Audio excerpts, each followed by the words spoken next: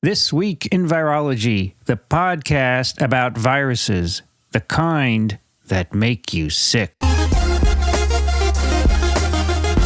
From Microbe TV, this is TWiV, This Week in Virology, episode 890, recorded on April 15th, 2022. I'm Vincent Racaniello, and you're listening to the podcast all about viruses. Joining me today from Fort Lee, New Jersey, Dixon Despommier. Hello, Vincent and everybody else. And Brianne, I know that you know this, so I'm just going to say it once. This is the best day of the year so far. It's got a light breeze, the temperature's in the lower 70s, and here we are all sitting indoors, wishing we were outdoors. Also joining us from Austin, Texas, Rich Condit. Hi, everybody. The weather here is boring. It's 75 degrees and overcast and just kind of meh. Meh. And from Madison, New Jersey, Brianne Barker. It is 68 Fahrenheit, 20 Celsius, and sunny. Yesterday, we were in the 80s. Wow. Yes, that's right. That's right. It was sort of shocking, but it is quite lovely out there. This is true. And I should tell everyone, Brianne, if you're not watching, Brianne has a phenolphthalein shirt on today. I do. My chemistry colleagues all like to talk about my phenolphthalein shirt. Could also be a phenol red, right? It could be. But that it's also the shirt that I wear whenever I take students on field trips because they can always find me very easily. Yeah, it's a good idea. Hunter Orange. It's a good idea. Where do you take them? It's got a name. It's Hunter Orange. So we actually go to the Natural History Museum in New York, and so I, take them on the subway and things, and they can always find me. Next time you go, you should stop by here before you go to Penn Station. You could bring them to the incubator and say, "I will do that. This is where these cool science programs get recorded." Yeah. All right, we have a big schedule today. Not so bad because they're relatively straightforward papers to get through. But I thought we would talk about vaccines, SARS-CoV-2 vaccines and antibodies.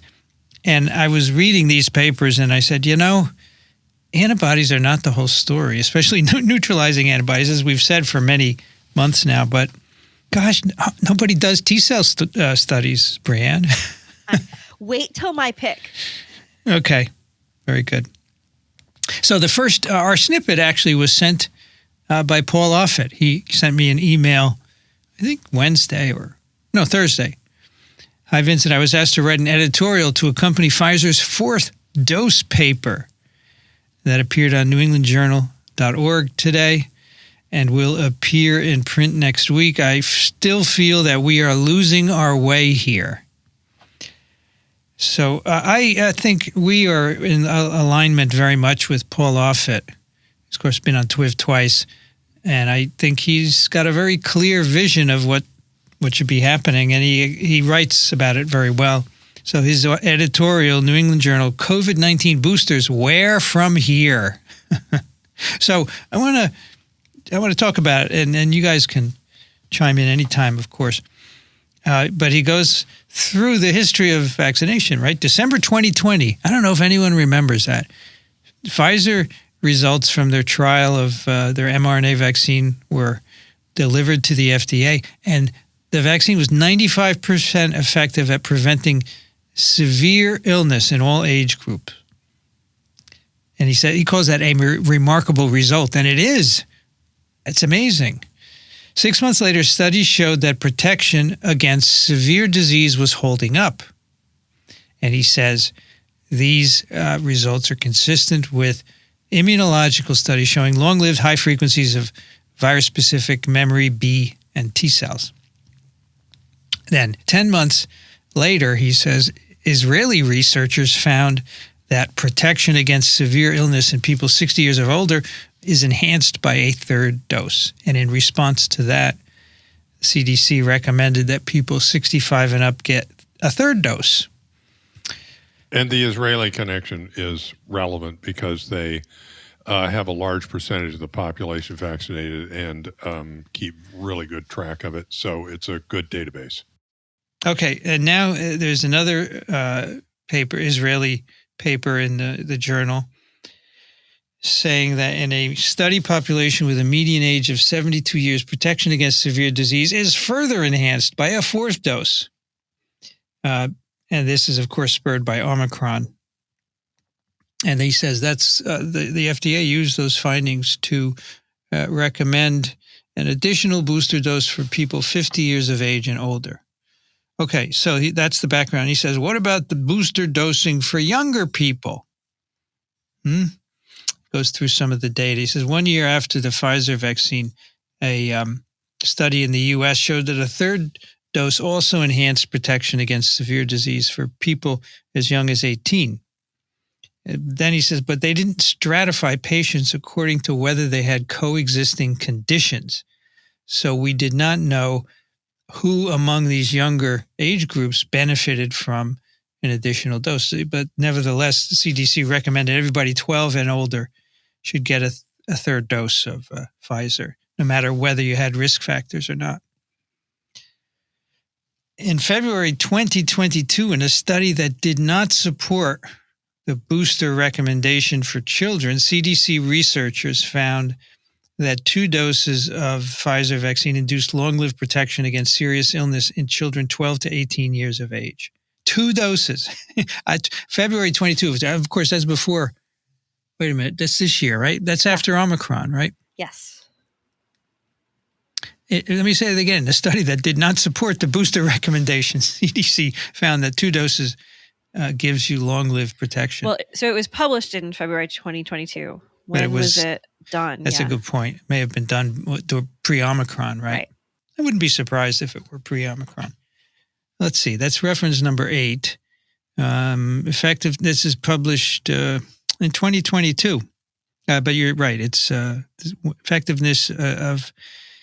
So they did their studies between July 1st and October 25th, 2021. Yeah, that's pre-Omicron. And according to my handy-dandy little local graph here, at least in Austin, Omicron goes from late December 21 through the present. Yeah. I would not be surprised if. So it depends what study you look at. If you, and Plemper said this the other day. He said, when you look at different studies, you have to be careful because they're all done slightly differently. Yes. No matter what kind of study they are, when you do them in people, and that's what you have to do to get the real data, they're often not in agreement. So you can find some where 2 doses are okay, even against Omicron, some that are not. So, and as we'll see in one of our papers, there's all kinds of combinations of vaccines and infections out there. It's kind of complicated, so hard to know. Anyway, he says the initial phase 3 of the Pfizer vaccine showed 95% protection against mild illness. He said this is mediated by high titers of antibodies, which decline after 6 months, as would have been expected. So Paul just gets it. I just think it's great. By the way, there was a piece. Where was it? I can't even remember. I think it was a vaccine trial or something. But an NIH immunologist said, "Yeah, the antibody levels are good. We don't know how long they're going to last, though." And I thought, really, you don't know? You're an immunologist and you don't know? I showed it to my class one day, and I said, "Don't you guys know?" And they said, "Yes, we know." Yeah, but remember, they're dealing with a brand new way of vaccinating too. So maybe they're not as sure as to how long the booster shots from an RNA-based vaccine would have been if you had compared that to injecting the spike itself. I think at this point we know. Yeah, right? I mean, I guess It's the same? There's I don't know, and there's I don't know. I know that the antibodies are probably not going to last 2 years. Right. But if you ask me if they're going to last 16 versus 17 days, I don't know. No, that's No, we don't that's know. not what I meant. But Maybe like a couple of months, 6 months max, right? Yeah. That's what we saw. And so they showed that protection, their booster, Pfizer's booster, would protect against mild illness, but it only lasts for a few months, which is totally expected because short-lived protection against, and this is what he says in the article, short-lived protection against mild illness will limit the ability of booster doses to lessen transmission. I don't know if that's correct, but certainly it is short-lived protection against mild illness. It probably has some impact on transmission, but unless you study shedding of infectious virus, you're not going to know. Which is that remember the study that looked at infectious virus shedding in vaccinated and unvaccinated people out of Switzerland? It was just published this week, and Daniel talked about it yesterday. He was all excited. And I said, Daniel, we talked about this like 3 months ago, but it's great. It's a cool study. Yeah. All right. And then here's a key part. People are now confused about what it means to be fully vaccinated. And this is great. Arguably, the most disappointing error surrounding the COVID vaccine was the labeling of mild illnesses or asymptomatic infections after vaccination as breakthroughs. I think he's listening to TWiV, don't you? He doesn't have to. As is true for all mucosal vaccines, the goal is to protect against serious illness, to keep people out of the morgue and the hospital. The term breakthrough implies failure, and that created unrealistic expectations and led to the adoption of a zero-tolerance strategy for this virus. And he says if we're going to move from pandemic to endemic, at some point we have to accept that vaccination or infection or some combination will not offer long-term protection against mild illness. And I think that is an important point that people need to understand. This is what we have with the current vaccines.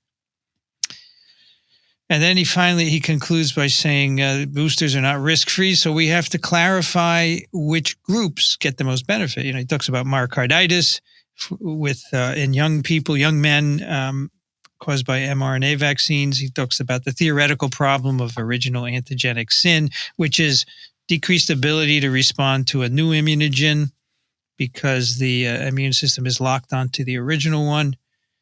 And he notes that an example of this can be found in a study of non-human primates showing that boosting with an Omicron-specific variant did not give higher titers of Omicron-specific neutralizing antibodies than did boosting with the ancestral strain. I hadn't actually thought about that in that terms, but we have to look at that paper. That is, it's a preprint. We'll wait till it's reviewed. It's mRNA Omicron boost in vaccinated macaques elicits comparable B cell expansion, neutralizing antibodies, and protection against Omicron. All right, when that comes out, we'll do that. And so he calls for the CDC to determine who benefits most from boosting, and if we have a zero tolerance strategy, we're going to mislead the public about what vaccines can and cannot do. So that's a really good point. I like that very much. You have to accept what the vaccines can do, right? And I think the public is, by seeing all these headlines of breakthrough, this and that, they get kind of in this mindset that they should be working better, but that's not the case, as he points out. To me, one of the most important things about the first booster, the third shot, which we will revisit today on a couple of occasions in both these papers, really, is its effect in, I would say, maturing the antibody response, which is something we didn't anticipate. I don't recall anybody anticipating this. Well, of course, they didn't really anticipate that we get slammed with Omicron either. Okay, right. Yeah, but the effect of the booster in handling that potential immune escape was something that didn't occur to me, and in my mind, that's the strongest justification for that particular booster. The fourth booster, I'm a little more vague on, and Paul, I think, very nicely makes the point that there are subtleties in how in the data that are not fully appreciated that we need to sort of flesh out and describe better. Yeah, well, that's the beauty of his. I'm sorry, Karen, go ahead. I was going to say, I agree completely with what Rich is saying here. I think that when I first saw information about the idea of the third dose of vaccine, I was unconvinced because of what we knew about long-term immune responses. And I became convinced, and it was by some of the same data that Rich is mentioning, particularly the data about how the immune response broadened. And I thought that the breadth argument, I still can remember the first time I was even slightly convinced was when Paul Binash and Theodora Hatzianu were on TWiV, and they were talking about it, and he was talking about his views on boosters and why he thought they were necessary. And that was the first time I was like, all right, he's kind of making a good point here. I need to think about this more. And then I came around to it. If you actually look at this paper from Israel about the fourth dose, the data, again, are really just not super striking.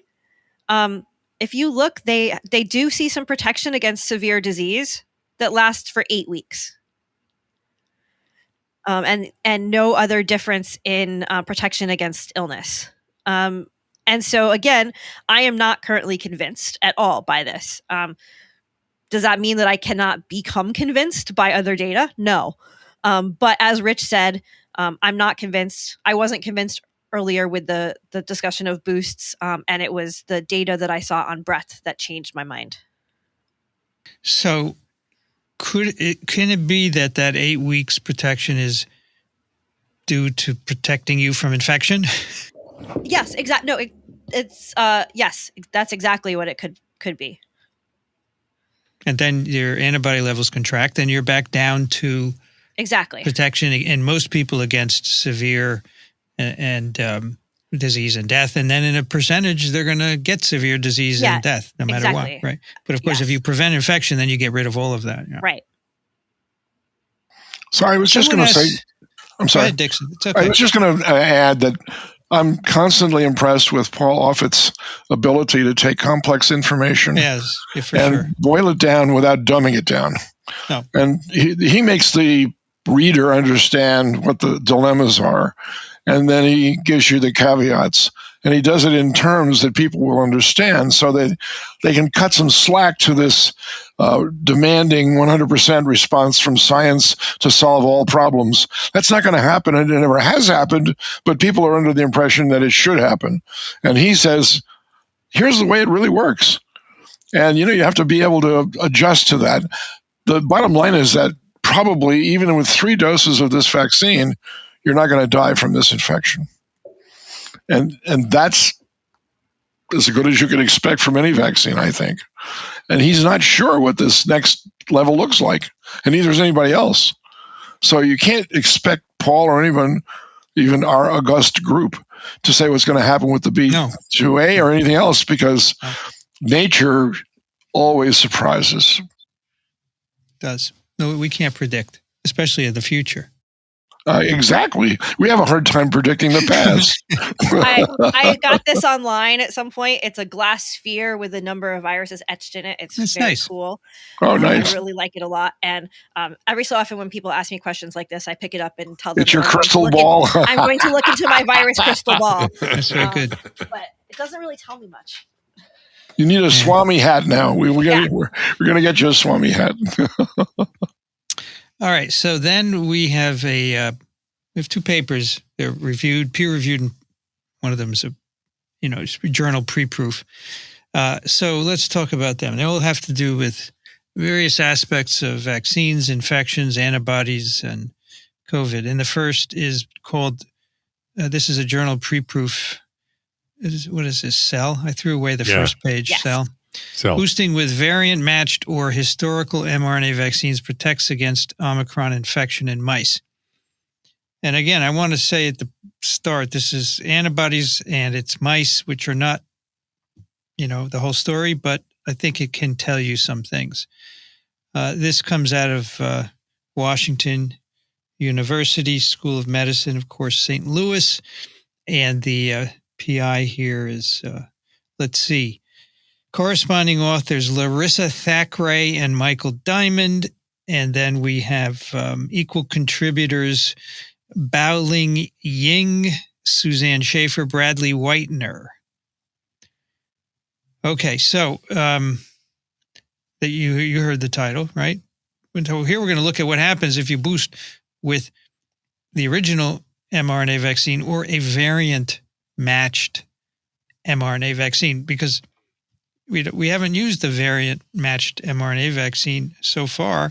They're prepared, and people always ask, why aren't we using them? I thought we could make them so quickly. Well, it doesn't look And like this goes back again to what we just talked about, which is that it turns out that the data suggests that boosting with the ancestral thing is effective against That's right. variants, but still, it's worth it to do the experiment. Of course, always, especially in a controlled mouse model. Right. Now, this was originally observed in people, right? The boost, the third dose, really broadens the antibody response to include Omicron. That was a study we talked about a long time ago. So here they basically do it in mice. And their conclusion, right up front, boosting with mRNA 1273, so that's the original mRNA vaccine, or mRNA 1273.529, Omicron enhances protection against Omicron with limited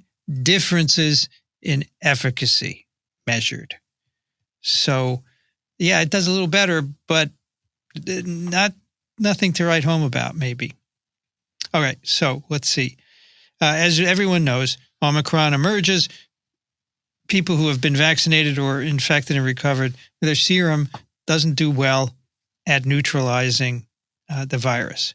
And so immediately people begin to say, should we make an Omicron-specific mRNA vaccine? And so that's what they test here in a mouse model. And so they first start with immunizing mice.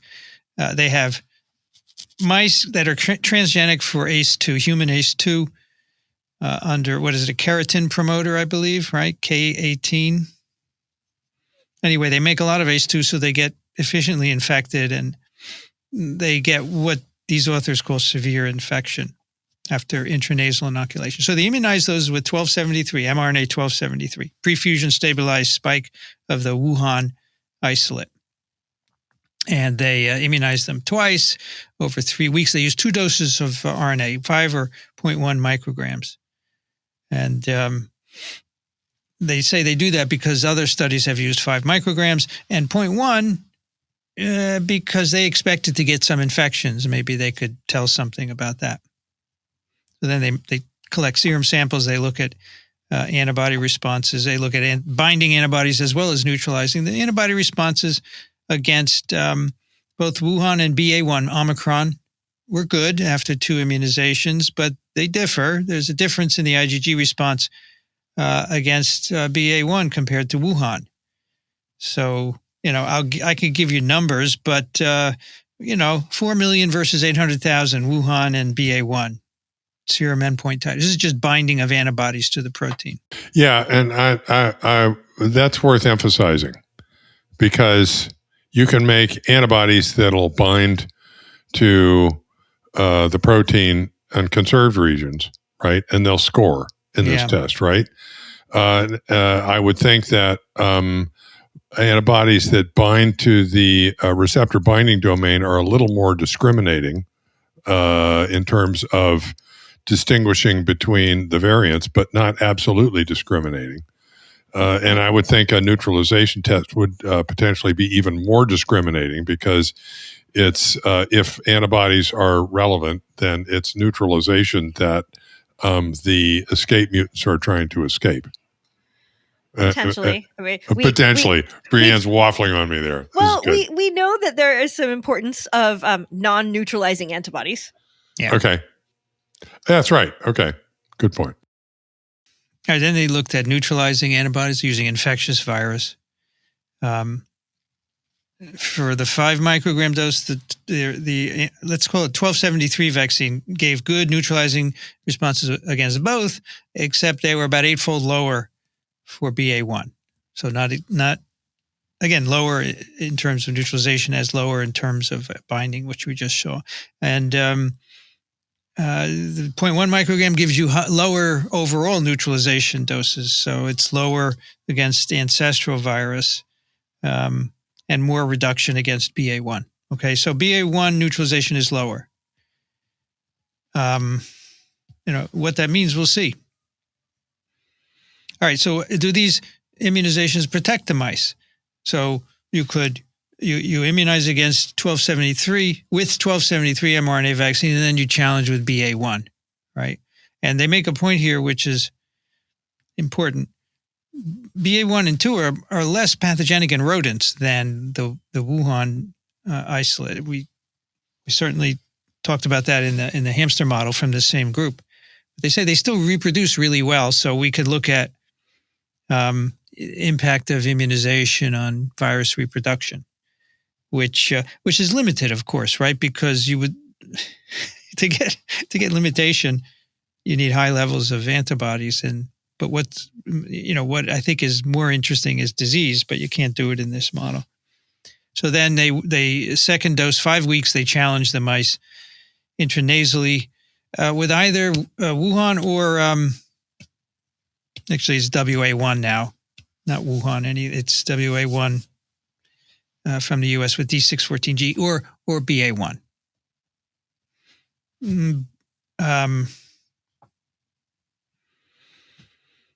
5 and 0.1 microgram doses of the vaccine prevents weight loss after infection with WA1, but doesn't matter because BA1 didn't make them lose weight, so they couldn't assess, as they say, we couldn't use that to assess the protective effect. So then they looked at RNA levels in these mice. They take nasal washes first, do some PCR. Tenfold lower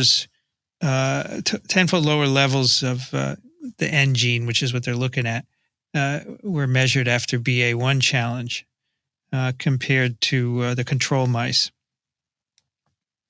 In nasal turbinates, which is different from nasal wash, similar pattern, 100-fold lower levels of BA RNA, and in the lungs of their control vaccinated mice, 10-fold less BA RNA. So these are comparing vaccinated to control, just to show that even in the control mice, you get lower BA1 compared to the ancestral virus. It's just reproducing less. Okay, so what about the vaccination?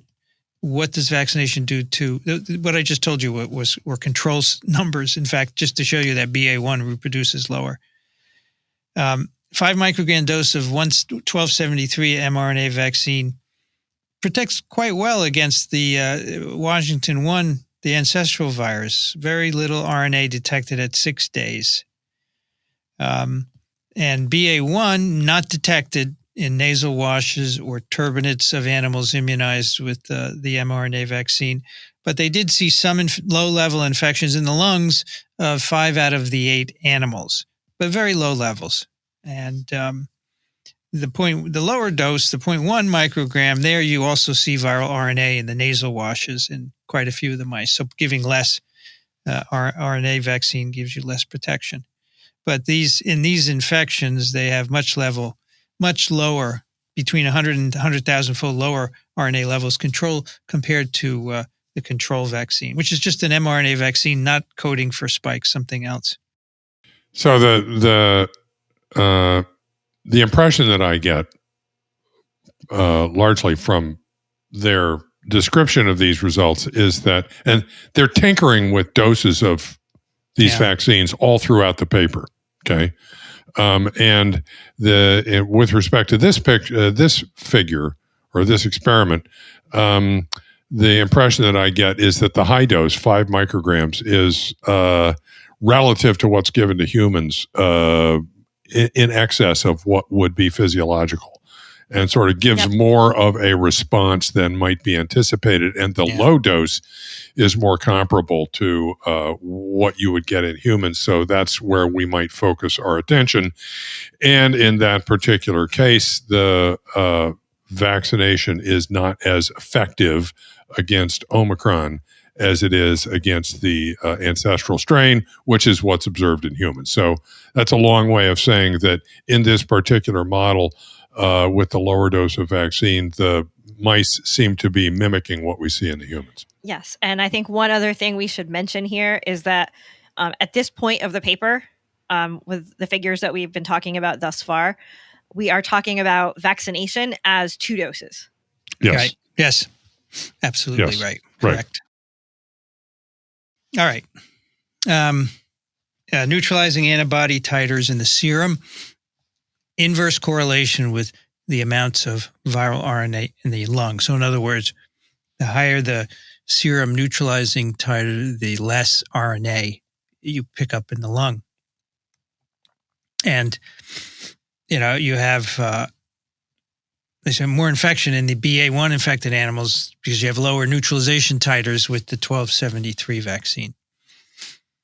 And most of their infections that they see are with the lower dose, 0.1 micrograms dose, which they say this is interesting, which models what might be occurring in immunocompromised or elderly people or immunocompetent people remote from completion of their primary immunization series. So, if you're 6 months out, then your serum antibody levels have decreased. And so this may be mimicking, you're getting some reproduction, right? Unfortunately, we can't look at severe disease here to see the effect. All right. They also asked whether this mRNA vaccine can have an impact on cytokine and chemokine responses. So they infect control mice, and they can see increased expression of a number of pro-inflammatory cytokines and chemokines. And they're generally lower in the lungs of mice who got the 5 microgram dose. The lower dose, 0.1 microgram, they show lower amounts of cytokine induction, but not with BA1. The cytokines were at similar levels at 0.1 microgram of either the control mRNA vaccine or the ancestral mRNA vaccine. They also did some histological examination of lung tissues. They took out lung sections and they look at them in the microscope, and they say if we take 6 days after infection of mice with the control vaccine challenged with the ancestral virus, you can see pneumonia, immune cell infiltration, and other changes consistent with pneumonia. If you have mice given the control vaccine and then challenged with BA1, you get less lung pathology. Again, consistent with what we know. What they say, consistent with the lower pathogenicity of Omicron variants in rodents. Okay. Now, if you immunize mice with the mRNA vaccine, either low or high dose, you challenge them with the ancestral virus, no lung pathology. They look like uninfected mice. And these animals are also protected against the mild pathological changes associated with BA1. But they say that if you give mice the low dose, they will have similar lung pathology after BA1 as control mRNA vaccinated animals. So there's a very low amount of pathology there. 5 microgram vaccine gets rid of that. 0.1 does not. You good so far? Yeah. We're good. I liked that they described the pathology as patchy immune cell infiltration. Yes. Thought that was very descriptive. Okay, what about booster doses?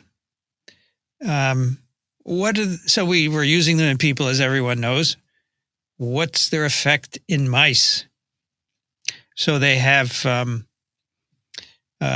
they do the primary series of immunization, right?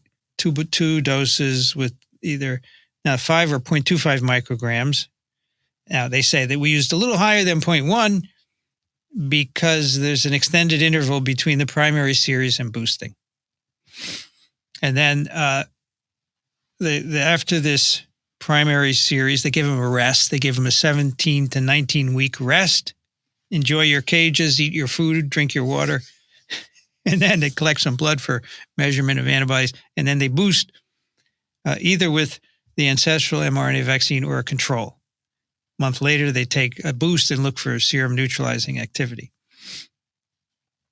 Okay, so titers against ancestral virus were pretty high after is this after the dose? As expected, 5 to 10-fold lower pre-boost, okay, with the lower dose. Titers against the ancestral virus were high, 7 to 14 lower levels against BA1, which this is from the first 2 immunizations. So they're just confirming their original observations. And then a month after boosting, these neutralization titers go up, which you would expect, right? So that's all good. And then 4 weeks after boosting, they ask, what's the effect on after infection of these mice? They measure RNA levels at 6 days after infection. The mice vaccinated with either 5 or a quarter microgram and boosted showed reduced levels of RNA in the respiratory tract. That's nasal wash, nasal turbinates. They did see some infections in the lungs of most of the mice, but very, very low RNA copies. So this is, remember, BA1, it's not matched. So they say even though the challenge virus isn't matched to the boost, we still get good reduction of infection in the upper and lower tracts. And I suppose that mirrors what we see in people as well. Okay, so now they make a BA1 matched mRNA vaccine. So let me make sure I'm up to speed here. Mm-hmm. At this point, we have done the experiment that we've done in humans. That's right. Yes. Which is to vaccinate and then boost with the same thing and then challenge either with the original strain or with the ancestral strain. Either with the ancestral strain or a variant, and see what the effect is. And we are apparently seeing a boosting of the neutralizing antibody response to the variant having vaccinated against the original guy. Correct. Yes, as well as reduction of infection. Right. So we're all good. We're all good, except we don't know the effect of the boost on severe disease and death because it doesn't happen in these animals. Right. As I look at these figures, I'm distracted by the little bars that tell me whether or not something is significant. Okay. And it seems to me that there are places here where, it looks on the surface, in particular with the low dose mRNA vaccine, where they only have, it looks like only 4 mice or something like that, where there's, it looks to be differences, but they're not significant. Hopefully, Rich, the rest of the mice didn't go to the hospital. I think that's correct. And maybe it's a combination of the low dose and this few numbers of mice, right? All right. It just confused me. That's all. Press on. All right. So they made a Omicron, a BA1 specific mRNA vaccine. A lipid encapsulated vaccine called mRNA 1273.529, proline stabilized spike. And they made this themselves. So they say we didn't use good manufacturing practices because you don't have to put it in mice. You have to do that to put it in people. And so they use this as the booster now. They have mice that get 2 doses of 2 different amounts of the original mRNA vaccine, and then they boost. But first they do a test. First they do a test of its activity. Yeah. Right. First they just use that as the immunizing thing and see if there's any sort of difference between the response to either the ancestral or the variant virus. You would expect that using the variant vaccine, you'd get a better immune response to the variant virus rather than the ancestral strain, but nobody's ever done that experiment. Yeah, right? That's right. All right, so maybe they've done it in other animals. This is the first time I've ever. The non-human primate. Yeah, there are like 4 papers actually that at least came out as preprints, including this one, right at the same time. So those are the only people who've done it. So they give 2 doses. Now they're using 1 and 0.1 micrograms. As Rich say, they're tinkering with doses of either 1273 or 1273.529.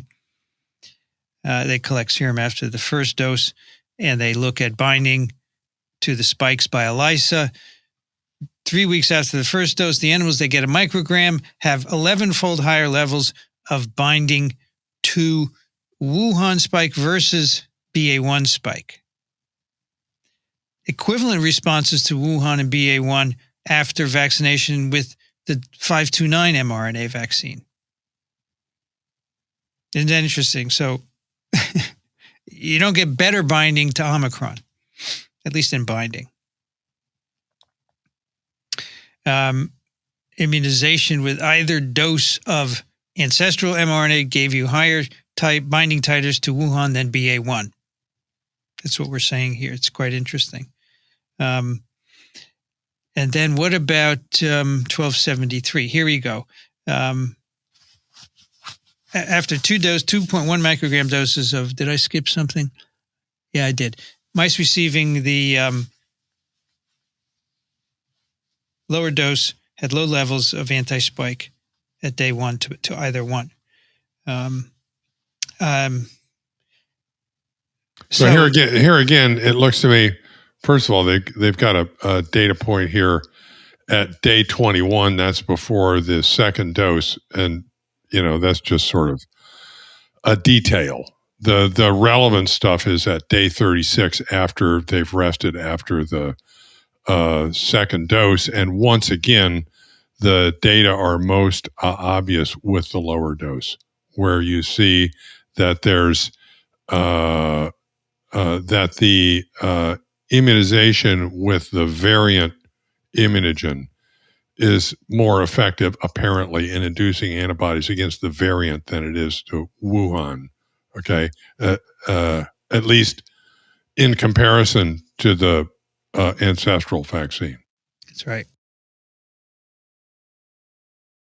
Do you think they missed an opportunity here by having mice that were primed against different versions of the virus, of course, and then going back and challenging them with a live infection to see which groups actually survived? No, they didn't miss that. That's coming up. It's coming up. It's coming. It's that we can't talk about survival. We can just talk about what happened. That was a rhetorical question, by the way, everybody. Yes, I understand. So either vaccine makes equivalent binding titers to Wuhan. They also looked at 351 and 617. So 617 is Delta, right? What's I can never keep the numbers straight. 617 is Delta, 351 is Beta. Okay. So they gave you, either one gave equivalent binding titers to these three, but 4-fold high against BA1 using the BA1 specific boost vaccine, not boost yet. We're not there yet. So what about neutralization of these mice? Again, they're getting 2 doses with either vaccine. They looked at neutralization. 2 weeks after the second dose, mice immunized with 1273 have slightly higher neutralizing titers against Wuhan than Beta or Delta. But Baub mice now immunized with 1273 had lower titers against BA1 and 1.1, which we know from people and other animal studies as well. So it's all kosher. It's all kosher so far. We're all good. Animals that got 2 1 microgram doses of the 529 vaccine had distinct profiles, right? They had high neutralizing titers against BA1, that's 1 and 1.1, lower titers against Wuhan. So, and they say this has been found in another study. A primary series with Omicron-specific mRNA induces good neutralizing antibodies against Omicron, but not against historical CoV-2 or other variants. This is a primary vaccination series. So this is not actually original antigenic sin, because original sin is when you were exposed to a virus originally, and then you get a different one and you make a preferential response to the original one. This is your first exposure here. Okay, just clarifying. All right, then we look at infection in mice. They have some mice, a different set of mice now. They didn't have BALBs. They didn't have K18H2s, apparently. So they had a cohort of mice that had gotten 5 or a quarter microgram doses of 1273 vaccine or control vaccine. So they took them and they boosted them, either with control RNA, 1273 or 529 RNA. And then they wait a couple of weeks. They take another bleed and measure neutralizing antibodies. So the mice with both doses of 1273, they have high levels of pre-boost antibodies against the ancestral and against beta. Okay. And but lower pre-boost neutralizing antibodies against Omicron. All kosher so far, as Rich would say. I'm not sure that's an appropriate. I'm not sure that's an appropriate use of the word kosher, but no, it's not. It's just, but in science terms, it's all consistent, right? No, you picked a good day for it, though. That's true. It's a good day for it. All right. So then, after you boost, so you can boost with either 1273 or 529, right? So either way, neutralizing titers go up against ancestral and against beta. And they also go up against Omicron when you boost with the 529. They also, if you boost with the ancestral, it also goes up. The neutralizing titers go up, but not as much as when you boost with an Omicron-specific booster, right? So that's not a surprise. Not a surprise. No. But it's not a massive difference. Not a massive difference. It's very close. And I think that's the sentence from the abstract that I read, which is, meh, it's a little bit of a difference. Not sure it means anything, right? A couple of million molecules different. Who cares? Yeah, I mean, they somewhere that they think that it's still kind of above the threshold for protection. Yeah, both are above it. Yeah, both are above the threshold for protection. And, I've tried to think a little bit about this in terms of practical terms of what this meant for people waiting around for doses. And it just doesn't make me excited about somebody waiting. No. So then what about challenge? Again, intranasal. All right, you can challenge them with either ancestral virus or BA1. Okay. So mice vaccinated with either dose, 5 or a quarter microgram of 1273 and boosted with either 1273 or 529 have complete protection against ancestral infection in the nasal wash, the turbinates, and the lungs. Okay? All good. Mice that were primed with 5 micrograms of 1273 boosted with either mRNA vaccine also had good protection against infection. All right? They say robust and equivalent protection against BA1. Boosting with either vaccine, right? And that's the high dose. So they're both giving you good protection. So that's what Brienne is saying. Even though you have this difference in serum neutralizing titers, they're both equally protected from infection. They also measured cytokine levels here. They had some, what's the bottom line from these cytokines? Well, boosting with 1273 reduced levels of most lung inflammatory mediators. The effect is greater in animals boosted with 529. I mean, I will say that they look at the lower dose. The lower dose does have a little bit of an effect, or as they say, a trend towards an effect. Which I know some reviewers always really love. To have a matched challenge, or to the matched challenge and boost. But it's really a trend. So So they say protection against BA1-induced lung inflammation is modestly improved in animals boosted with the BA-specific vaccine. It's a modest improvement. So that's what this paper is about, a modest improvement. Yeah, that's a good title. It's a modest improvement. I mean, we're just looking at neutralizing antibody titers also, right?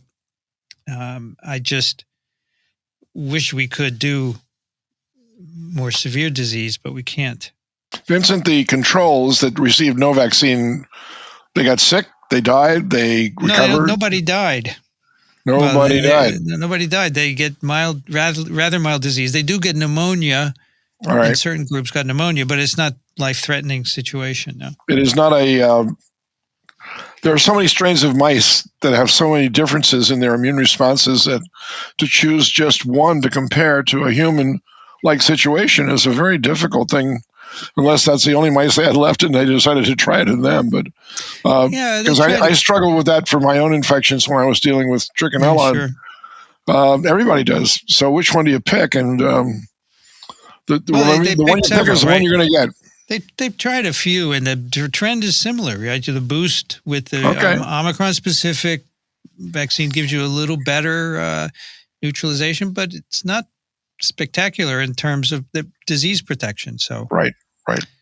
And then they say in their discussions, some people have advocated for an Omicron variant-matched boosters, but they say so far we don't have the data that would say this is necessary. They actually say, well, here's an interesting point. Neutralizing titers against strains, variants are much lower with this variant-specific vaccine. And they say this has also been described in unvaccinated humans that get a primary BA1 infection, right? Their first infection is BA1. Right. Their serum doesn't neutralize the earlier viruses as well. So they say in unvaccinated, uninfected individuals, a multivalent mRNA vaccine may be required to give you, I don't know. I mean, if only Omicron is circulating, I don't know why you would need that, right? But I think the biological significance here is great. I mean, why bother with the old strain when you've got a new one to deal with? If your immune system is much better to the new one, why would you expect it to be equally good against the old one? That's evolution. I mean, you're looking at a little bit of evolution here, aren't you, Brienne? Sure. I think you're looking at a little bit of evolution, but I would say that it's kind of important that we think about those responses to the other variants as well. Because if we really think about what this would look like when rolled out at a population level, by the time we make the Omicron-specific booster with good manufacturing practices and roll it out, there are probably going to be some other variants on the rise. Exactly. And so we don't want to say, oh, we're going to vaccinate with a vaccine that's going to help us only against Omicron and not against some, I don't know, Delta progeny. Yeah, but we do that with influenza. I know. We could be smarter this time. So that's relevant. A good point. That's a good point. People ask us that, and that we don't have a choice with influenza because when there's an antigenic mismatch, you get more disease, right? Well, of course. So far, the ancestral vaccine has been keeping disease down in people anyway. So, and let me ask you this: the ancestral the virus is no longer circulating, right? It's gone. No, it's gone. It's gone. Where did it go? We don't see it. People say, well, where the heck did it go? And it evolved into these new strains, obviously. It equilibrated with the universe. It has been equilibrated with the universe. It goes where old viruses go. Dixon. That's right. Its molecules are now one with the universe. It's so No, we're going to call it Omicron. So the bulk of this paper, to me, first of all, it's a lot of mice. Second, there's a very substantial fraction of this paper that is, in a sense, controls, showing that the mouse model in this circumstance is a good model for the human situation, which gives me a lot more confidence that the real experiments, which are what happens when you vaccinate initially with the variant vaccine, and two, what happens when you boost an ancestral vaccinated animal with the variant. Those are the two real experiments in the paper. Because of all those other controls, it gives me some confidence that those are relevant potentially to the human situation. So I have let's call it a question in the realm of totally pedantic nitpicking. There's a sentence here in the beginning of the results that says immunization with a preclinical version of mRNA 1273 that encodes for the prefusion stabilized spike protein, blah, blah, blah. Encodes for. In my mind, that's a redundancy. Yes, It either codes for or it encodes. you're right. Is that the way? Okay, good. Yep, I agree. Yeah, but you and I are like dinosaurs. Yeah, I also true. agree. You're not a dinosaur. And you're not a dinosaur. Yeah, there are some people, but would you have agreed before you joined this TWiV team, Brianne? I would have agreed before I joined this TWiV team. I will note that even before I joined the TWiV team, I had some friends who called me things like the hyphen police. So it's not just TWiV. I don't know why I understand that difference between encodes and codes for, but it's just kind of there. Yeah, it is redundant. You're absolutely right. Okay. Encodes. So let me just make sure we have a conclusion for people. So the variant specific vaccine, the differences in protection are modest and compared to the boost with the ancestral. They say when mice are given a high dose primary vaccination series, there's no benefit of the Omicron matched booster compared to 1273 booster, which agrees with data from non-human primates. So no advantage at a high dose, which I presume would be more comparable than the 0.1 dose in what's given to people. Do we know? They kind of mention that they say both ways, because at one point they're sort of saying, oh, the low dose is sort of relevant, but then they also say, well, maybe the low dose is actually relevant to immunocompromised people. Yeah. All right. So in my mind, that's the key. There has to be a reason to use an Omicron specific boost, and there is none here. So you don't just change it because you think it might help, right? You have to have a reason. Although maybe the FDA doesn't need a reason anymore. Oh, this goes back to what we were talking to earlier. I never would have anticipated that the boost with the original strain would cover the variant. Okay, it seemed going into this before that result, it seemed like, oh my God, we're going to need a whole bunch of variant specific boosters and vaccines and that kind of stuff. And so far, that doesn't seem to be the case, as supported by this paper. So we interviewed a couple at Rockefeller who said these mutations that are occurring all over the spike don't play a serious role in whether or not this virus can succeed or not. There are only a few big sites which, if you hit those, you're going to stop the infection or at least slow it down, and those are still intact no matter which strain you look at. That's what this is telling me, that at least. You agree with that? These variants have so many little specks of differences that don't add up to I'm escaping your immune response. But they do. I mean, not much. Well, Dixon, maybe you're saying, I'm not sure what you're saying, but if you immunize with Omicron, you can still neutralize the ancestral. So there are obviously some residues that are conserved. That's what I'm saying. There are some important ones that this virus can't change, because if it does, it's not going to be the same virus anymore. I don't know if it can't change. I mean, I would say that it's just that there are multiple targets. You know, there are the 20 epitopes or so. And so while, yes, there are some differences, and maybe now we are combating the virus with antibodies against 16 targets instead of 20. Yeah. That's my point. That, that's not enough to completely cause problems. Correct. And the important ones are still intact, that we can still detect no matter which vaccine we use. I don't know enough about how to say which ones are the most important. Well, and what my understanding is that what's still missing, in a way, though I think this is it. What's still missing is in detail the nature of the boost in maturing the immunity. Those, if I'm not mistaken, in this second paper that we're going to do, they talk about kind of what you're talking about, Dixon, is that there are some important neutralization sensitive epitopes that are conserved even through the variation.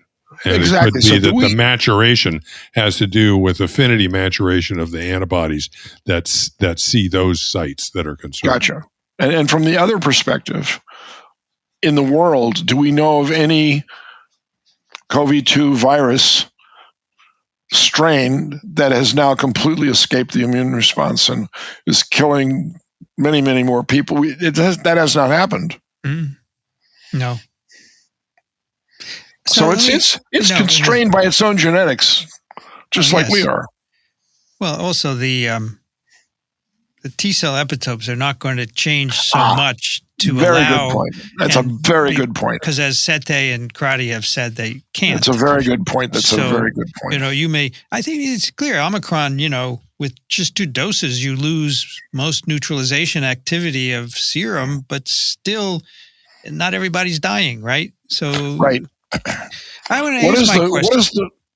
Brienne, what is the waxing and waning curve of the T cell aspect to all this? You haven't spoken up too much about that because probably it hasn't been studied that much. But if you had to guess. There certainly is a waxing and waning of the T cell arm. There are effector T cells as well as memory T cells. But again, you've got those memory T cells that are going to be persisting for quite a long time alongside the memory B cells. Exactly. Years? Yes. Thank you. So the T cells for I have no SARS-1. further questions, Your Honor.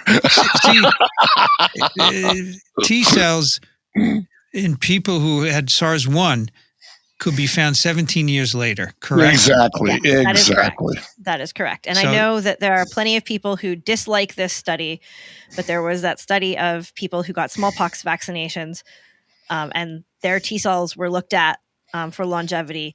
And there were some people in that study who had T cells, 50 to 75 years post-vaccination. There you go.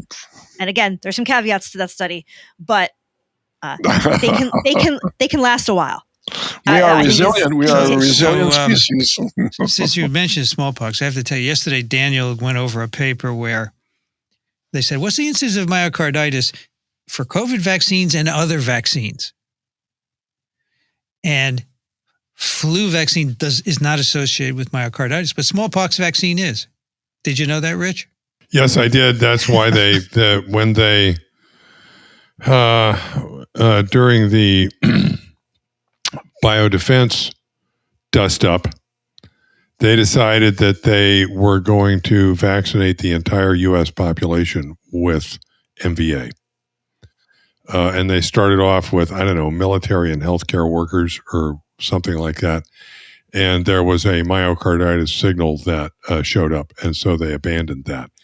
I'm not sure. You'd have to ask somebody with a better view of these data than I, how big a signal that was, because I think there's some debate as to whether that was how significant above background that was. But it was enough to freak them out. Say, the benefit risk analysis of this is let's not do this. So the only thing I can note about that is that I was someone who was vaccinated after the whole biodefense dust up, as Rich said, because of working with some pox viruses as vectors in the lab. And there was a lot of paperwork involved. And a large packet of warning information that I had to read. Wow. And that myocarditis information does make it into that packet. And so I did learn about it at that point, and I can look to see what numbers they quoted, but it was enough that they certainly had to warn us about it at that point. Do you recall what you got as a vaccine? Were you scarified or injected? I was scarified. It's ACAM 2000. 2000. Right. Okay. All right. One more thing before we move on. I have a question.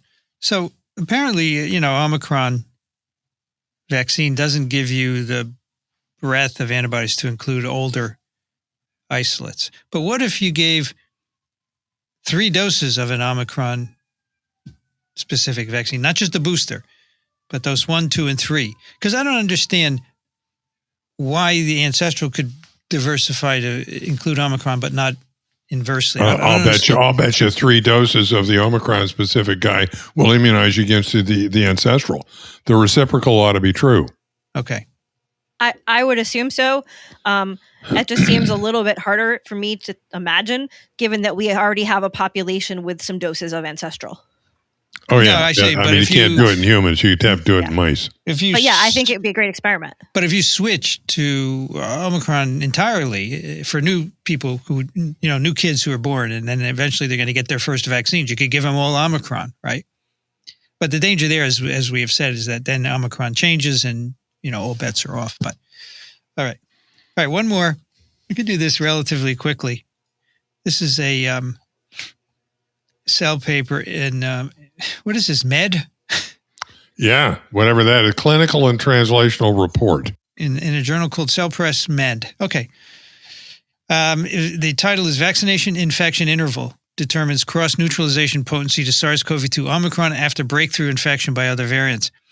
So I decided we should chat about this because this interval seems to be key, right? Because I don't know, in my mind, the boost is giving you a properly spaced interval between your last dose, not just 3 or 4 weeks, but, I really like this paper.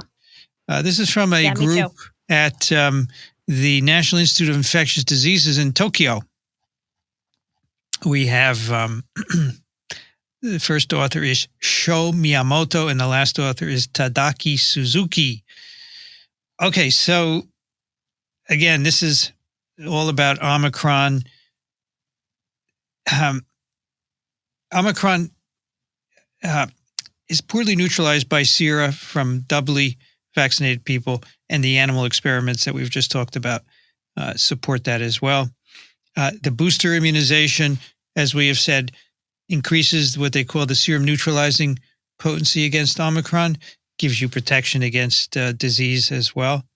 And they say the sera from individuals who have had infections, vaccinated people who have infections, have improved cross-neutralization against variants.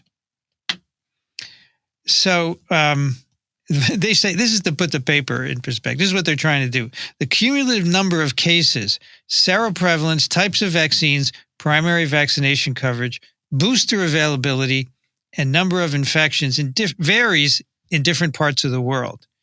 And the immunity status is also diverse. And so they say, this is really quite a complicated situation. So we need to understand how you can make antibodies to Omicron by vaccination and infection or a combination of thereof. You think about it, you do a study somewhere and they have had a certain series of vaccines and maybe infections, and it may not be the same everywhere else. And again, that's what Plemper was saying Tuesday, be careful when you compare results of different trials. Okay, so they do a lot of the experiments that we already know about. Just to summarize them, they have people who were immunized twice with Pfizer vaccine. They have sera from them, and they do neutralization assays. These are from healthcare workers. The serum has significant reduction in neutralization activity. Some of them have lost all neutralization activity against Omicron. And we know this already from other studies as well. Okay. So then they want to know, what about people who got mRNA vaccines and then got infected with other variants, Alpha or Delta? They have a cohort where these people got 2 vaccine doses and then they got either Alpha or Delta infection. What can we learn from that? So they do neutralization assays using their sera. So this is really interesting. First of all, they've got a cohort of about 20 people. Right. And in my mind, the way that this is almost like the way I think about this, correct me if I'm wrong, it's like, so these people got vaccinated, that is 2 doses, not boosted. Right. Okay. And then somewhere down the road, and that's an important phrase, somewhere down the road, varying lengths of time, okay, they get infected. Mm-hmm. But they get infected with different variants or different That's right. viruses. Okay. That's right. In my mind, from an experimental point of view in this paper, that infection is kind of sort of the equivalent of the third vaccination. Because the question then That's is, right. what's the shape of their immune response at that point? Is it matured, as we have said? Does it cover a bunch of different variants, or not? Yeah. Wow. Yes, and you can take an advantage of this cohort and look at the timing, right? Yeah. So they have these people who have been vaccinated twice, then infected. They do neutralization assays. Neutralization against Delta is elevated compared to the ancestral virus, particularly in people infected with Delta. Okay, so even if you're infected with Alpha, you still had a boost in titers against Delta. But the best was if you had a Delta. Neutralization against Beta or Omicron were lower than against the ancestral virus in these individuals. All right, so people without breakthrough infection, in contrast to this here of people without breakthrough infections, they can find neutralizing activity against Omicron in most individuals with breakthrough infections. There's a lot of variability in this as well. So if they look at these people after their immunization with the ancestral thing, ancestral vaccine, Right. as we've seen before, their neutralizing titers against Omicron are not good. That's right. If they then get a breakthrough infection, their neutralizing titers to Omicron, as we've seen before, as we've seen in a booster vaccination, their neutralizing titers against Omicron are significantly increased, and it doesn't matter whether they got their breakthrough infection with Alpha or Delta. So you get the breakthrough infection, or if you like, another immunization with either of two different variants, both of which are different than Omicron, and you still get a boost with Omicron. Right. Although they say some sera from people with breakthroughs had high neutralizing against Omicron. Not all of them. Right. Which is, I think, as we'll see, it's going to be a matter of timing, right? Yes, that becomes relevant, yes. Yeah. And how clever of them. I wonder if they went in, because they said, okay, they said, there's a lot of scatter in these data. Yes. I wonder if we can sort that out. That was, yes. Sounds right. Sounds good. Yeah, some sera from individuals with breakthroughs had high cross-neutralizing activity and neutralized Omicron to a level comparable to that of other variants. And this high neutralizing against Omicron tended to be higher in sera from people with Delta than that from Alpha. Okay. So what they say is Delta breakthrough is more beneficial than Alpha breakthrough for the induction of cross-neutralizing antibodies. And then they say, there was variation in the interval between vaccination and breakthrough, as epidemics by either Alpha or Delta had different period, right? Happened at different times. Half the breakthrough due to Delta, which happened after Alpha, occurred over 60 days after vaccination. And so the assumption is the Alpha occurred shorter than 60 days. And maybe that's why it doesn't give you, an Alpha infection doesn't give you a comparable boost against Omicron. So then they decided to look at that. We evaluated the relationship between neutralizing activity against each variant and the time between vaccine completion and infection in each case. And the neutralizing activity increased as the time between vaccination and infection increased. Isn't that cool? Yeah, very cool. Though it made me really wish, not that you could do this. I understand why they don't have this. It makes me wish if they had a much larger population of individuals, if they could see kind of an interval that was, the too short, an interval that was a good length, and if they could find out if there was like a too long. If there was too much space, it didn't seem to work out well anymore. Yeah, because we get this question all the time, how long should you wait? before you get your boost. Right. Well, what we know from this is that waiting is good, but we don't know how long. How long? More than 60 days, right? Right. Yeah, it depends on the ongoing infections in an area, right? Because it's always a toss-up between getting vaccinated and getting infected, right? Yeah. Exactly. So yeah, if they had this massive number of people, they could maybe have also put an end date on that. So then they wanted to try and quantify this effect of time. So they said, we want to assess the quality of neutralizing activity. They calculate a neutralization potency index. In other words, the average of all the neutralization potencies of individual antibodies.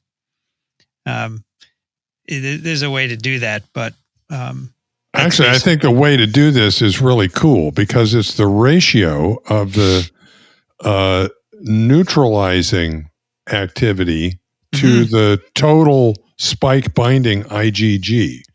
That's so right. it's sort of I think, how RBD. much. It's like how much of the IgG that binds spike is neutralizing. Yeah. Okay, so I thought it was really cool. I think it's RBD specific, right? I would assume so. Yes. Yeah. Yes. Yeah. Okay. Yes. So basically, the NPI demonstrated a significant increase in the Omicron variant compared with ancestral virus, and it was positively correlated with the vaccination to infection interval. The longer the interval, the higher the NPI and the quality of antibodies produced. So they can make these measurements, as Rich said, with all these different individual sera. So that makes another correlation there between the time between the infection and the vaccination and the quality of the antibodies that you have. So I think that's what precipitates this discussion about how during this antibody maturation process, it suggests that a characteristic of that maturation is the maturation specifically of antibodies that have neutralizing activity. Sure. Yeah, that would make sense.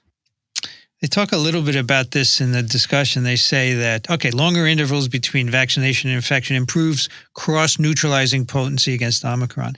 And they say this has been observed in both adenovirus vectored COVID vaccines and mRNA vaccines.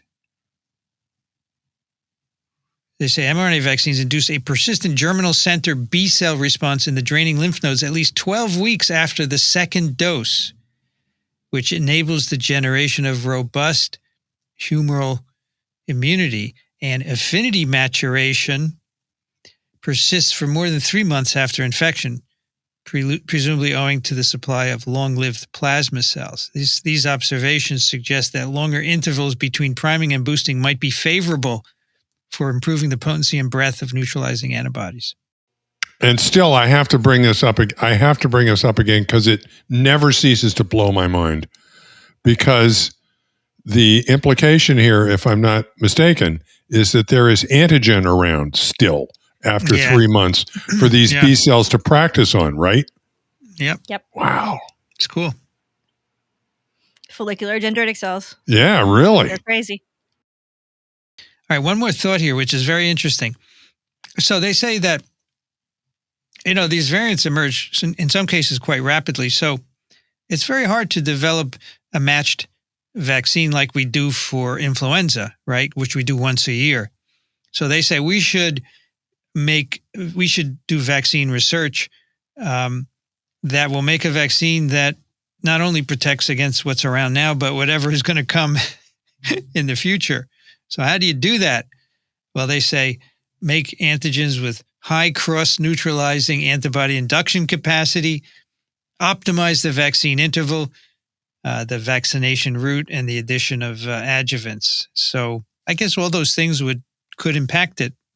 This brings me back to Dixon's discussion earlier. I wonder if there are some neutralization sensitive epitopes on spike that you just can't tinker with. Okay, without without a significant fitness cost to the virus. And maybe this sort of research ultimately is going to identify what those dudes are, and you focus on them for making your antibody that's going to be good for a number of different variants. Yeah. Right. Yeah, I mean, this is going to take some work. It's not happening overnight, right?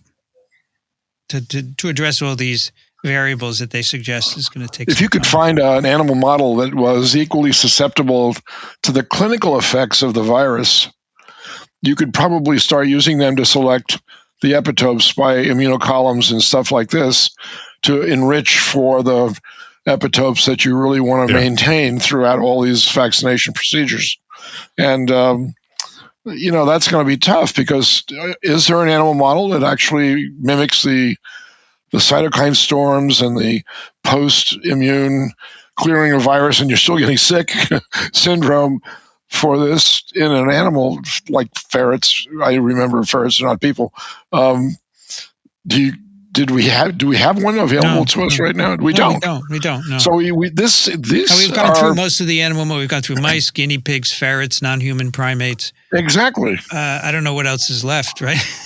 I guess people, but you can't do that. No, sorry, can't so go there. You don't have that. But so you do the best, which is you say, what do we need to protect against infection? Right. And then, unfortunately, you're just biased towards neutralizing antibodies, right? Exactly, right. I mean, they're stuck with that with influenza. They were looking, I remember our discussions in the early days of this show. They were looking for a universal antigen that had nothing to do with the variants, that all the virus groups had the same thing. And I thought we were very close to identifying that. And then haven't heard any more about it. There's some in the hemagglutinin, which is the main antigen for inducing neutralizing antibodies, at least. There are conserved epitopes that do not change, right? But they are immunosubdominant, right? You don't make many antibodies, so they're trying to figure out how to change that. And whether that works, I don't know. But that's the idea. Maybe mRNA vaccines will help. But historically, the flu vaccines have not given a good T cell response, and maybe that'll change with the mRNA vaccine. Maybe so. Potentially, very well could. Potentially, that would be. I cool. love Rich's comment about maybe there's an antigen pool that's kept aside virtually every time you're exposed to a new agent, and they can, you ought to go to the bank over there and just draw out these epitopes, and you can start reacting against stuff that you haven't seen in years. How interesting would that be if we could discover maybe that exists? You set a little aside for a rainy day. Don't destroy all the antigen. Don't do that. There's an antigen pool that the B cells are going to school on all the time.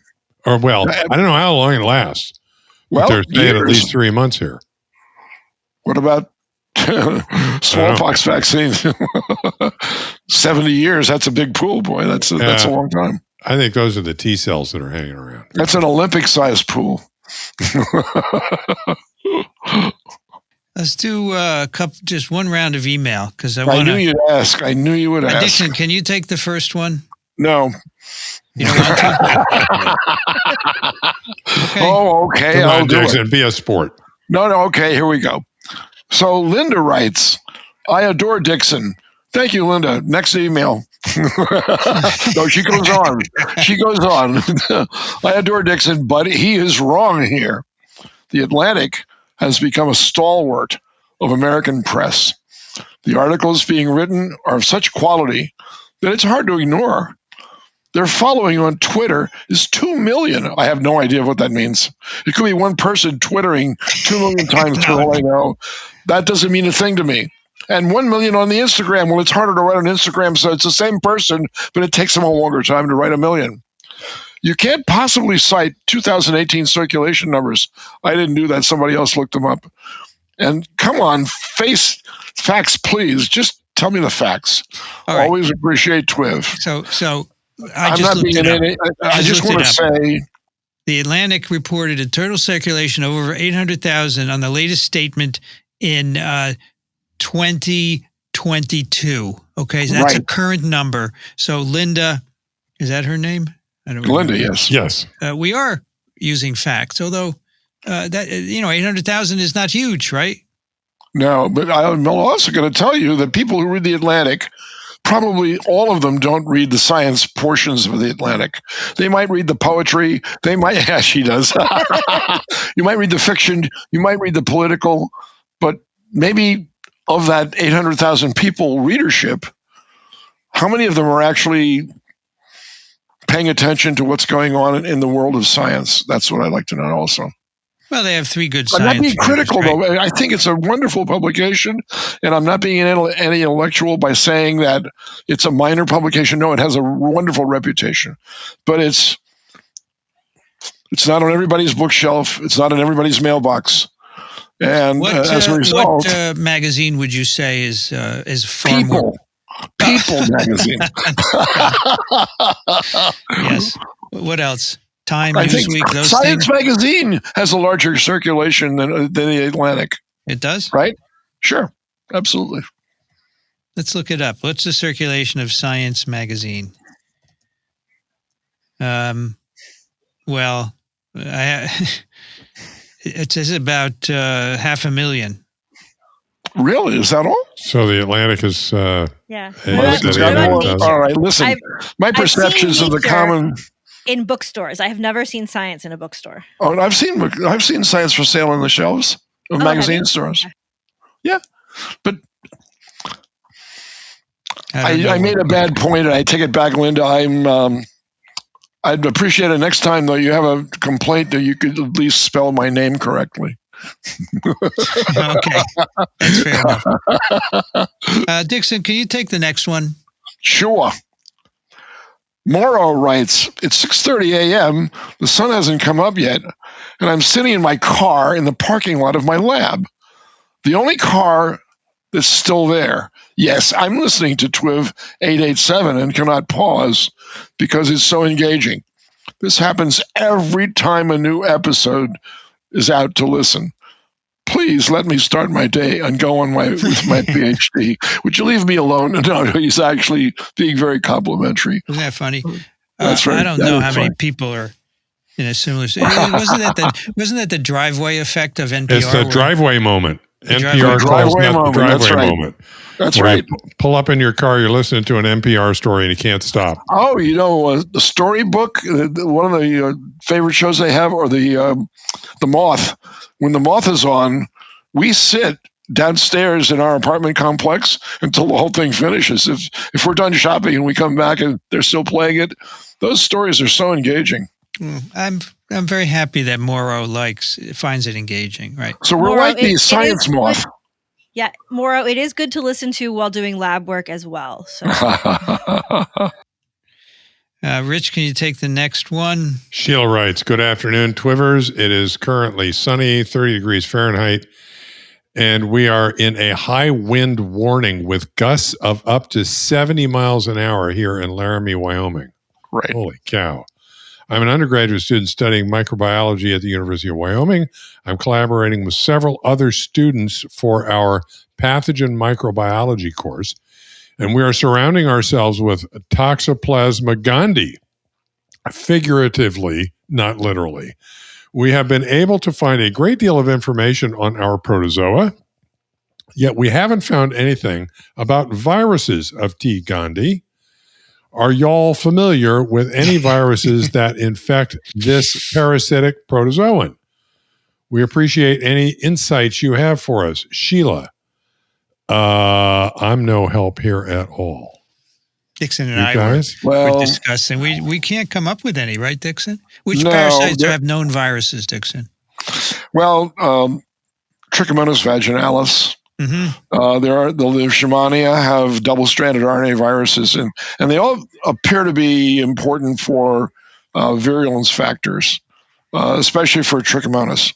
And I was mistakenly under the impression that we had reviewed some of the work with T. gondii and found that it also had a double-stranded RNA virus, but apparently not. I don't know. I didn't look really all that carefully, but before we came on, I was looking at PubMed, and I didn't. Right, it would be there if it were. It would be there if it were. Yeah, I would think that I know how to search, so we don't. Doesn't think mean so, it's not Sheila. there. No, Just no, means nobody's No, found you're it. right. You're right. Oh, so wait a minute. Wait a minute. We have a learning moment here. Yes. Excuse me, Sheila. Why don't Yes. you guys look for one? Yeah, exactly. Well, can do I'm it. not sure that they have the actual pathogen there. Right, What do you figuratively, mean? they're surrounding themselves figuratively, Figuratively, not not literally. It's not hard to find. You can just go out in nature. Almost every animal has it. Is it relatively safe to work with, Dixon? It sure is. Yeah, absolutely. Just don't lick your fingers. Right. All right, Rich, can you take the next one? I just did Sheila. You sure you want me again? Yeah, I want you to do it. They're short. Andy writes, hi, TWiV team. Sunny and 66 in 66 Fahrenheit in Atlanta, Georgia, or 19C. I thoroughly enjoyed TWiV 887, and maybe my favorite part was searching for a term other than not smart enough to describe vaccine hesitancy. May I suggest inappropriately evaluating risk? Thanks for all you do, Andy. Yeah, the word inappropriate works in a number of contexts if you want to be politically correct. Yeah, that's probably the nice way to put it, right? Yeah, Yeah. exactly. Okay. Brianne, can you take the next one? Sure. Anonymous writes, I have CLL, treatment naive, which is a disorder that affects immune function broadly, beyond antibody synthesis. There is a lot of interest in Evusheld for people with my disorder. While I did not respond to the first 2 doses of Moderna, since the 3rd and now 4th, I have had antibodies to spike protein greater than 2,500 on the available LabCorp test. I would like to understand the differences in protection between the antibodies we make in response to vaccination and the 2 synthesized antibodies in Evusheld. Should people with immunocompromise who have nonetheless responded to vaccination by making our own antibodies be getting Evusheld as well? Many thanks. It's a good question. I can see that Evusheld is an AstraZeneca. Yeah, monoclonal. Yeah. Monoclonal. I don't know its target. So it seems like that's great that you're making a good response. Unfortunately, I also don't really know what 2,500 exactly means. I know that I have taken the LabCorp test numerous times. Okay. And it is, because I'm in this study, that test is, of course, Daniel would tell you we don't know what any of these numbers mean. Right. That's what I sort of wonder. But the LabCorp test tells you that the linear range is between 0 and I think it's like 400, and Okay. that it cannot measure a signal greater than 2,500. So it's way out of the linear range and totally topped out. You're blown the test away. Off the charts.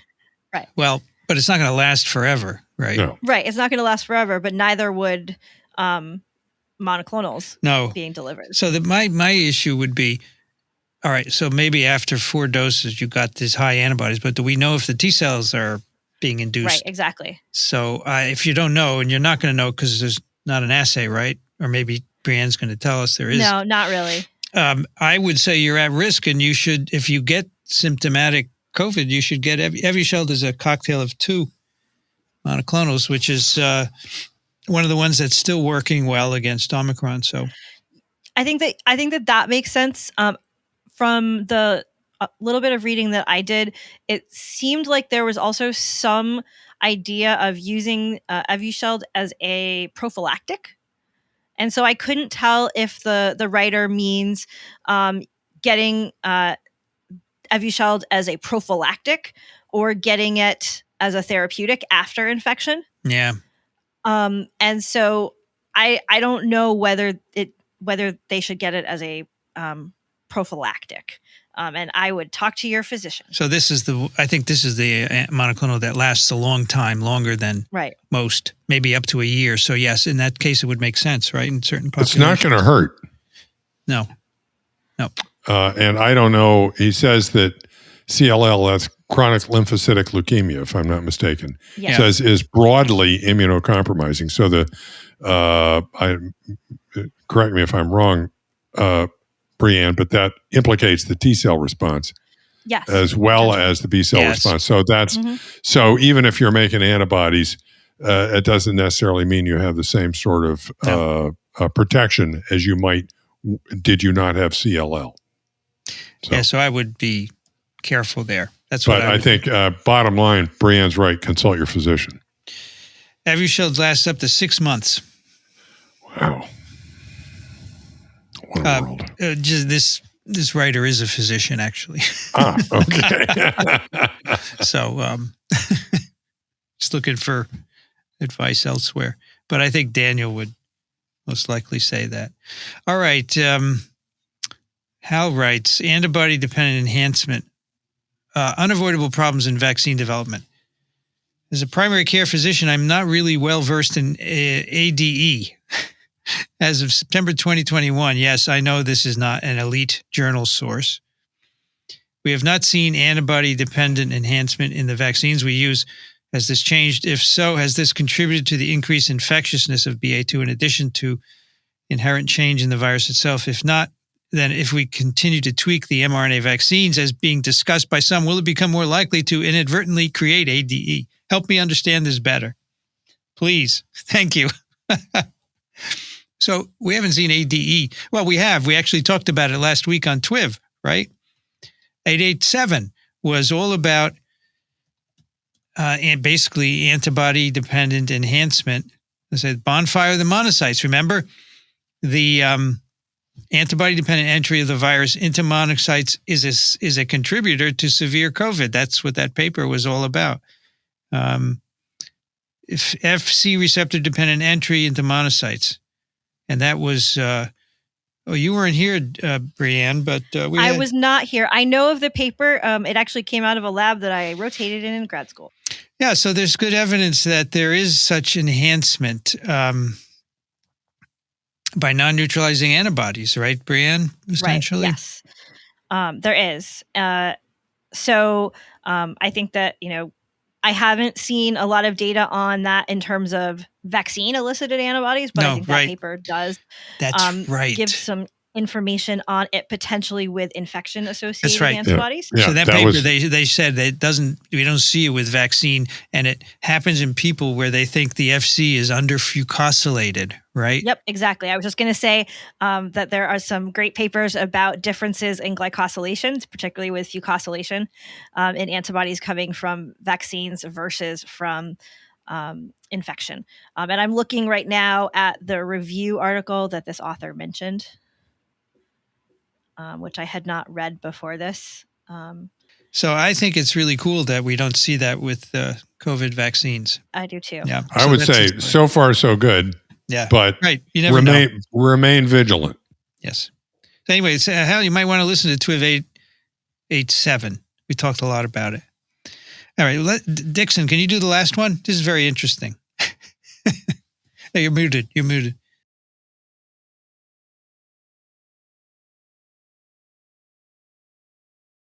Anthony writes, New York Times ad, help wanted, adjunct professor, must have doctorate, salary 0.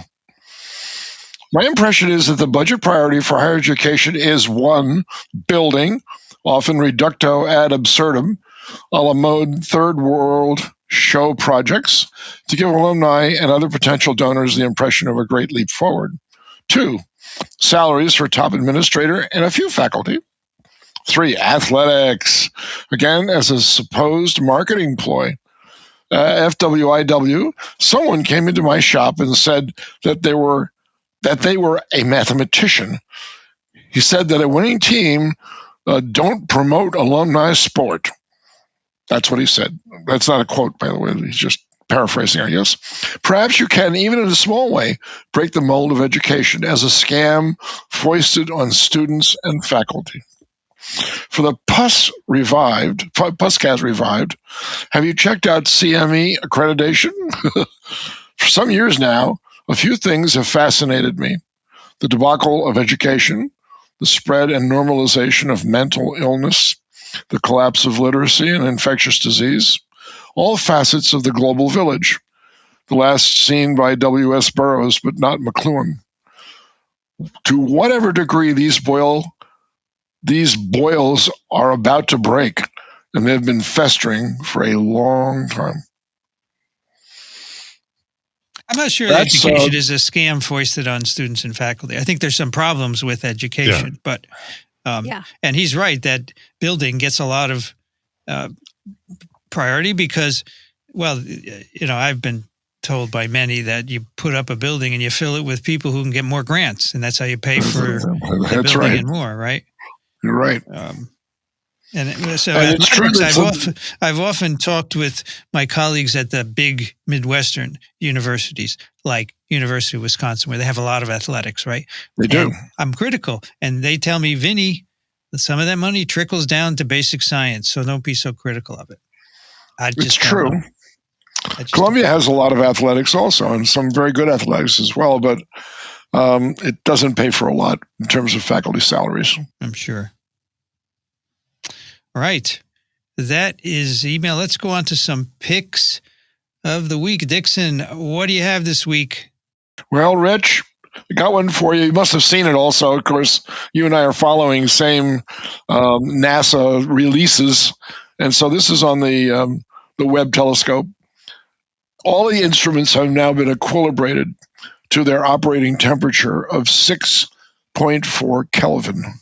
God. That's colder than the space that this telescope is operating in. So they need a special machine to cool down their own molecules so that they don't interfere with the infrared signal coming in from God knows where. And I'm being literal in that one. God does know, but we don't. And this machine is now poised to blow our minds. Over the next 6 months, we are going to see images that don't look anything like Hubble accumulates because that's all visible light, and this will all be infrared. And Brianne, you're going to have to change your clothes. I'm sorry, but they may be able to pick you up where you are from a million miles out in space.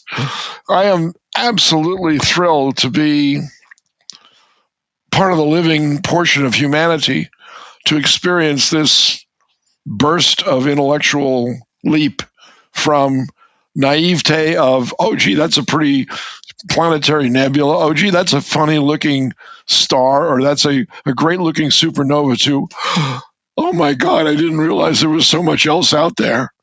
And that's what this telescope is going to do for us.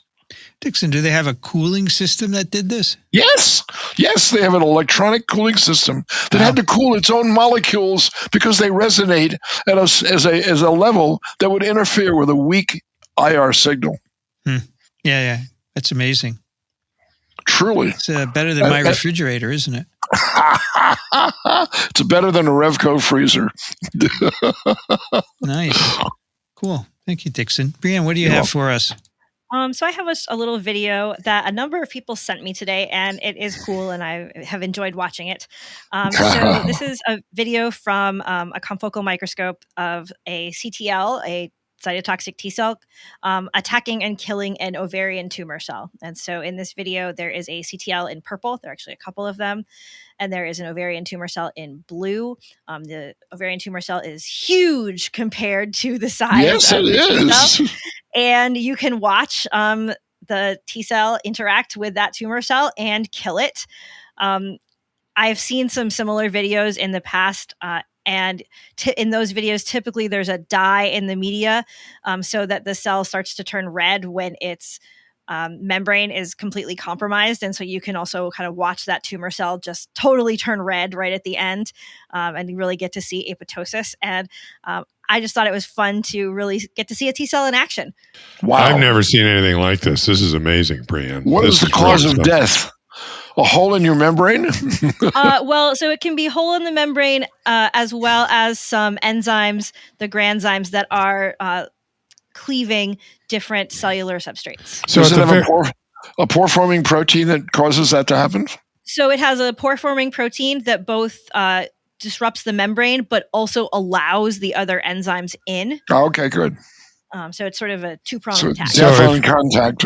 If you look carefully at the very beginning of this, there's a a pulse of some sort of reddish orange stuff You're right. emanates from the T cell into the other cell. And I was wondering if those were granzymes or if that's just the porosity changing or what. My thought is that it's the porosity changing, but I don't know specifically on this video about the details of the colors enough to know for sure.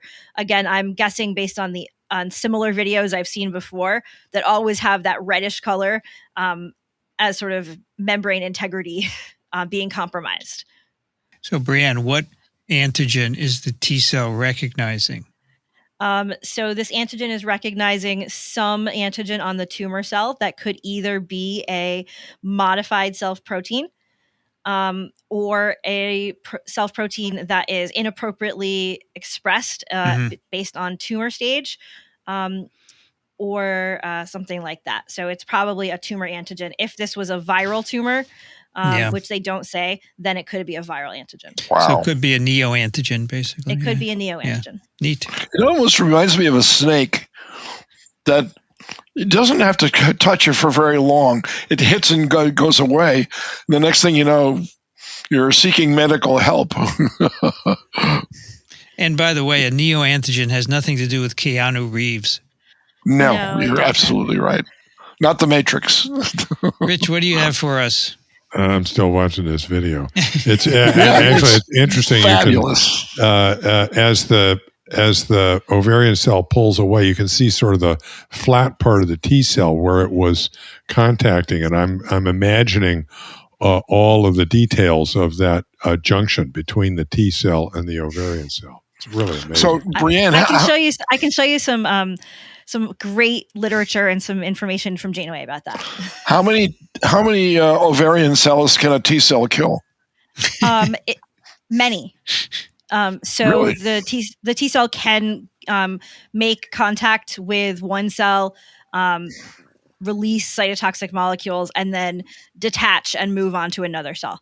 Wow. Cool. Huh? So that happens. And actually, there's another video I've used in my classes in the past where you actually get to see the same cell kill twice. I'll be darned. Eat. Rich, what do you have for us? Okay, so this is a shout out to Callista, our friend in LA, who sent us the nice embroidered masks earlier on, who Kathy has met, and who writes to me occasionally. We correspond occasionally. And it's a podcast that she thought I would find interesting, which I did. I listened to it while I was pulling weeds yesterday. It's of a series called On the Media from WNYC Studios, hosted by a woman named Brooke Gladstone. And that's a great show. It's a great show. This particular episode is called Our Unfinished Pandemic. And it basically, I think, takes off, among other things, from Ed Young's recent article about in the Atlantic, about how everybody's behaving like everything's normal now, when in fact it's not. And among other things, how do we ever become sort of immune to 1,000 deaths a day as being normal? So this interviews Ed Young from the Atlantic and Laura Spinney from Nature, and someone named Michael Lowinger, who's a correspondent for the podcast. And it's this, the first two are interesting, and they're the same theme. We're not done yet. And in particular, how do societies react to this kind of stuff? You get sort of sensitized to a pandemic situation, so that even though the things are still really lousy, you just sort of move on and forget about it until the next crisis comes along, rather than continuing to take care of this and preparing for the next crisis so that you're more ready. So that's the general theme. And interestingly, this last bit riffs on a thing that I haven't actually seen, but there's an old YouTube video of Kurt Vonnegut, the science fiction writer, talking about storylines that work.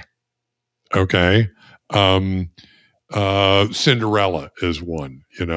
A poor abused woman, has her shining moment by the sponsored by the fairy godmother and blah blah blah. Stories that work, and how those stories that work play into this sort of global human behavior of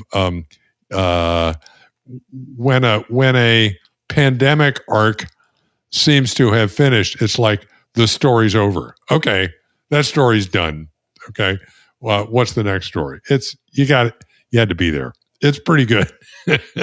So This give it a is listen. a situation with influenza, right? People are used to 40,000 up to 40,000 deaths a year, right? We're used to 30,000 traffic deaths a year. Half of them caused by drunk drivers. We're used to 30,000 gun deaths a year. Can you believe that? That's crazy. It's all preventable. That's insane, right? Completely insane. What about West Nile virus? I mean, that's come and gone, apparently. Still around. Well, people can't do otherwise in a way, Dixon. They have to move on, right? Yeah. Well, that's right. You can't remain on red alert for the rest of your life. But there are some people whose except job it with is. that shirt. But if you there are some people whose job it is to have preparedness, right? And that's the way it should be. Right. Because people have to move on. So guess who's taking the biggest hit with the flack from this kind of thinking? And that's Tony Fauci. Tony comes on and he gives an assessment, and it's different from the last time, and it will be different from the next time because it continues to change. And people don't like change. I agree with you. They want it to go away and they want it to stay away, but it's not gone. And he's received so much hate mail, death threats. There's a Senator Rue Paul that wants him removed from NIH as the head of the infectious diseases. It's Rand Paul. Rue Paul is somebody else. I didn't mean Rue, but Rue Paul should have been doing it. I know who that is too. Well, we won't go there. But Rand Paul, how could he possibly get into a fight with that idiot? I have no idea, but it's sad. It's very sad, Rich. And Brooke Gladstone is a wonderful reporter. I listen to her all the time. She's great. Absolutely great. That's cool. All right. Thank you, Callista. I have a pic, which is a YouTube channel of a Vietnamese woman. Her name is Ly Thi Ca. And she's apparently out in the woods somewhere and builds stuff all the time. She's doing stuff. With minimal tools. There's apparently a whole set of people on YouTube who do this. They go out in the woods and they build stuff and they make videos of it. So, yeah, turn it off, Dixon. She has a series of videos where she builds a house, she builds a fence, she raises animals, she plants crops. And so, as an example, I linked to one video building a bamboo house. It's very cool how she takes bamboo, which she collects in the woods, and cuts it down the middle to make segments for building roofs or stems for building walls and so forth. Sometimes she puts mud in between to fill it in. She builds homes for animals. She cooks. She does amazing cooking. And it's just her, which makes me exhausted because I think last night I was watching her make a rice paddy, right? From this field full of weeds. Oh my gosh. And she just cleared it all. She flooded it with water. Somehow she has a series of bamboo pipes that come from the river. So it's just incredible what she's able to do. There are other people who do these things, but I find her amazing because she doesn't use a lot of tools. She has a saw to cut the bamboo. And until recently, she used to cut strips of bamboo and use that to tie all the bamboo together.